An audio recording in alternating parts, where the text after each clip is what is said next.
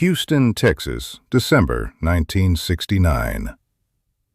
The air inside the Houston Coliseum wasn't just hot, it was heavy. It was the kind of Texas humidity that sticks to your clothes and makes the very act of breathing feel like a chore.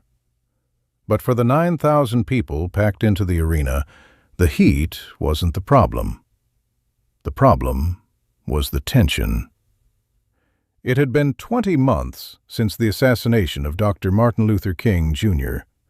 The country was a raw nerve, exposed and screaming.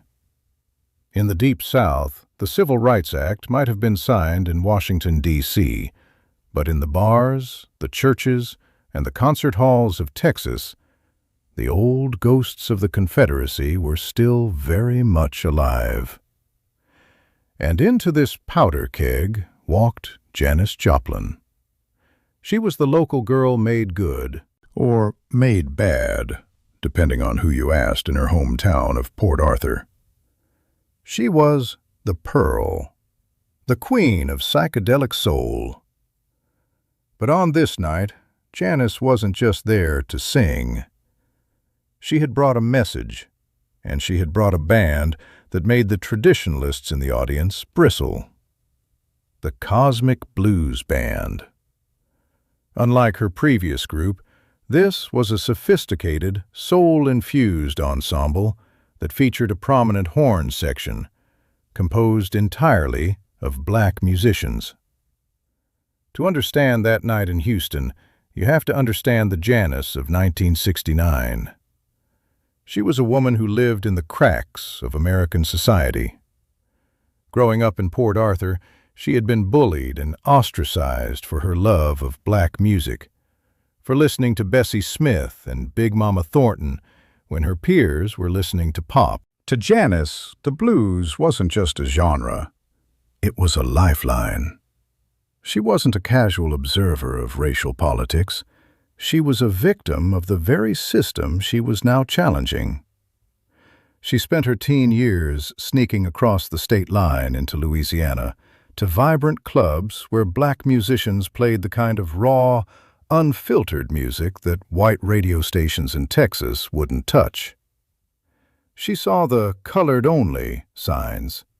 She felt the sting of being called a traitor by her classmates because she dared to suggest that black music was the only thing with a soul. By 1969, Janis was the most famous female rock star in the world. She had conquered Monterey. She had stunned Woodstock. But coming back to Texas was different. This was the lion's den. When she formed the Kozmic Blues Band, she made a conscious decision. She wanted a Stax Volt sound. She hired musicians like Cornelius Snooky Flowers, a brilliant black baritone saxophonist who acted as her musical anchor. The dynamic between Janis and Snooky was legendary. They shared a frequency. On stage, Janis would often turn her back to the audience to dance with the horn section, treating them not as backup, but as the heartbeat of the show.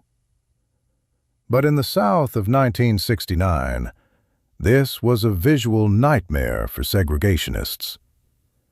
A white woman consorting with black men on a public stage was seen as an affront to Southern decency. Before the Houston show, Janis's management had received suggestions from local promoters. They hinted that maybe the horn section should stay a bit further back, in the shadows. They suggested that Janis shouldn't be so physical with the musicians. Janis's response was typically blunt. She told them to play louder, to move closer, and to give Houston a show they would never forget. The concert began with an explosion. Janis burst onto the stage in a whirlwind of pink feathers and jingling bracelets. They opened with "Raise Your Hand," and the energy was infectious. For the first 40 minutes, it seemed like the music might actually bridge the divide. Then came Piece of My Heart. This was the song everyone wanted. Halfway through, the arrangement called for a breakdown, a moment where the instruments drop out, leaving only a driving bass line. As the music simmered down to a low throb, the room went relatively quiet. Janis was leaning back, her eyes closed, feeling the groove. From the darkness of the arena floor, a voice rang out. It was a clear, piercing scream. A man, fueled by hate, hurled a racial slur so vile, so full of venom, that it felt like a physical blow to everyone on stage. He directed it straight at Snooky. The effect was instantaneous. The music died. The cosmic energy vanished, replaced by a cold, sickening dread. Janis opened her eyes. She didn't look hurt. She looked possessed. She had a choice. If she ignored it, she'd get her paycheck and leave. If she challenged it, she was challenging the very fabric of Texas society. She walked to the edge of the stage, the microphone clutched in her hand like a weapon. The spotlight followed her. "You," she said, her voice crackling through the PA system. "The one who just opened his mouth. I came back here because I thought maybe, just maybe, my home had grown up," Janis said, her voice shaking. "But I hear you, and I want you to know something. These men behind me, they are my brothers. They are the reason I can stand up here and do what I do." She stepped back and grabbed Snooky Flowers by the arm, pulling him forward. "If you can't respect the people who make the music you claim to love, then you don't deserve the music. There are doors at the back of this hall. If you have a problem with the color of the skin of the people on this stage, get the hell out of my show right now. We don't want your money, and we sure as hell don't want your presence." For a few terrifying seconds, it looked like a riot would break out. Men stood up, shouting back at her. There were scuffles in the aisles. About 200 people stood up and began to march toward the exits, shouting insults, calling Janis a traitor. She stood her ground, her boots planted firmly, watching them leave. She didn't start the music until the last of them had filtered out into the Houston night. When the doors finally swung shut, the remaining 8,800 fans began to cheer. It wasn't just applause. It was a rhythmic, soul-shaking roar. Janis looked at Snooky, signaled to the organist, and launched into "Work Me, Lord." It was no longer a concert. It was an exorcism. She was on her knees, her voice tearing through the rafters. The color line hadn't just been crossed. It had been incinerated. The next morning, the Houston newspapers were not kind. They focused on Janis's vulgarity. Future bookings in the South became complicated.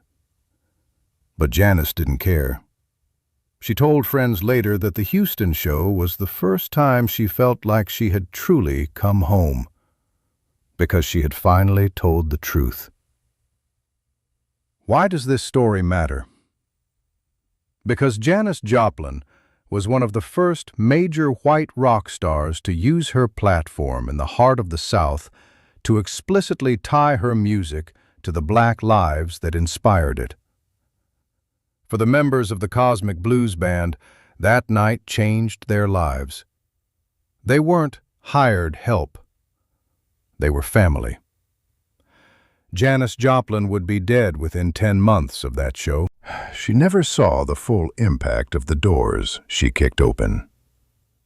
But the Pearl left us a legacy that transcends hit records. She proved that the blues isn't just about pain, it's about the courage to face that pain and tell it to move out of the way.